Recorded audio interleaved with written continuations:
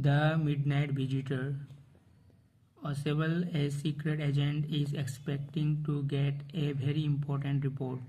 Another secret agent, Max, threatens him with a pistol, demanding the report. Does Ausable outwit him? Read and find out. How is Ausable different from other secret agents? Who is Fowler and what is his first authentic thrill of the day? Ausable did not fit any description of a secret agent Fowler had ever read. Following him down the musty corridor of the gloomy French hotel where Ausable had a room, Fowler felt let down. It was a small room on the sixth and top floor and scarcely a setting for a romantic adventure. Ausable was, for one thing, fat, very fat, and then there was his accent. Though he spoke French and German passably, he had never altogether lost the American accent he had brought to Paris from Boston 20 years ago.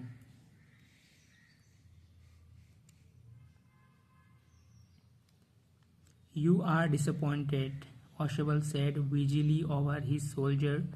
You were told that I was a secret agent, a spy dealing in espionage and danger. You wished to meet me because you are a writer, young and romantic.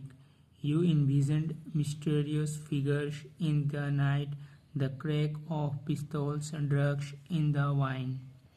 Instead, you have spent a dull evening in a French music hall with a sloppy fat man who, instead of having messages slipped into his hand by dark-eyed beauties, gets only a prosaic telephone call making an appointment in his room.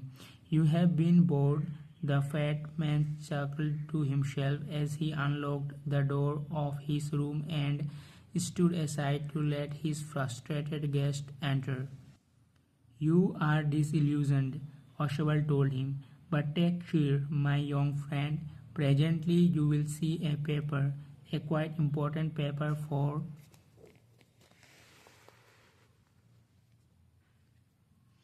which several men and women have risked their lives. Come to me.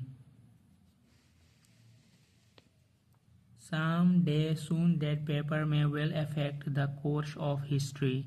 In that thought is drama, is there not? As he spoke, Ausable closed the door behind him. Then he switched on the light, and as the light came on, Fowler had his first authentic thrill of the day. For halfway across the room, a small automatic pistol in his hand, stood a man. Ausable blinked a few times. Max, he wheezed.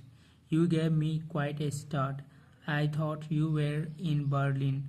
What are you doing here in my room? Read and find out. How does Max got in? How does Ausable say he got in?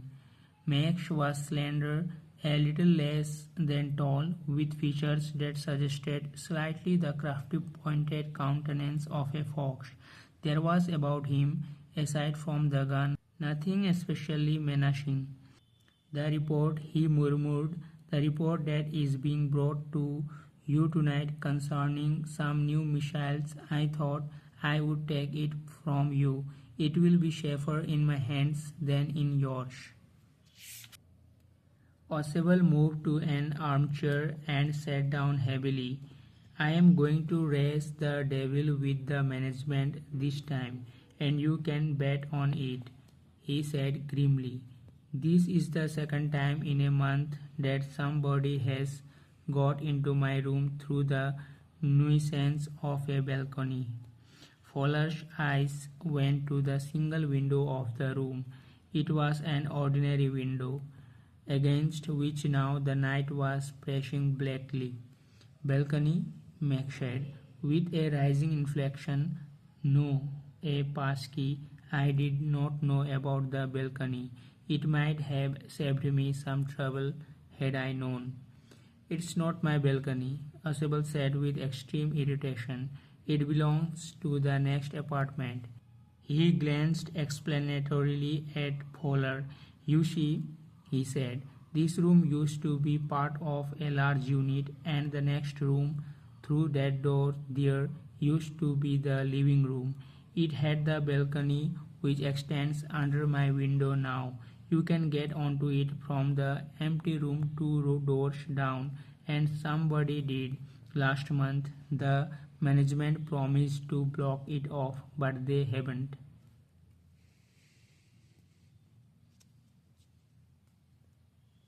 Max glanced at Fowler, who was standing stiffly not far from Ausable, and waved the gun with a commanding gesture.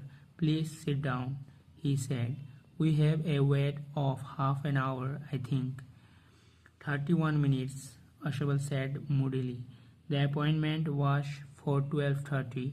I wish I knew how you learned about the report, Max. The little spy smiled evilly. And we wish we knew how your people got the report. But no harm has been done. I will get it back tonight. What is that? Who is at the door? Fowler jumped at the sudden knocking at the door. Ausable just smiled. That will be the police, he said. I thought that such an important paper as the one we are waiting for should have a little extra protection. I told them to check on me to make sure everything was all right. Max bit his lip nervously. The knocking was repeated. What will you do now, Max? Ausable asked. If I do not answer the door, they will enter anyway. The door is unlocked, and they will not hesitate to shoot. Max's face was black with anger as he backed swiftly towards the window. He swung a leg over the sill. Send them away, he warned. I will wait on the balcony. Send them away, or I will shoot and take my chances. The knocking at the door became louder and a voice was raised. Mr. Ausable, Mr. Ausable.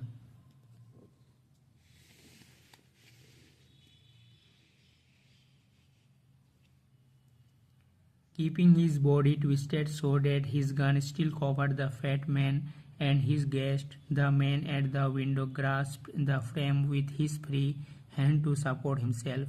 Then he swung his other leg up and over the window sill.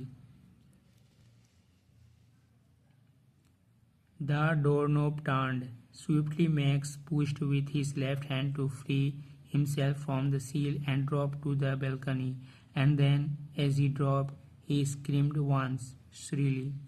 The door opened and a waiter stood there with a tray, a bottle and 2 glasses. Here is the drink you ordered for when you returned, he said, and set the tray on the table, deftly uncorked the bottle and left the room. White-faced Fowler stared after him, but he stammered. The police? There were no police, Ausable sighed. Only Henry, whom I was expecting. But want that man out on the balcony? Fowler began. No, said Ausable. He won't return. You see, my young friend, there is no balcony. Robert Arthur. So students, if you like this reading practice video, please consider subscribe and hit that like button.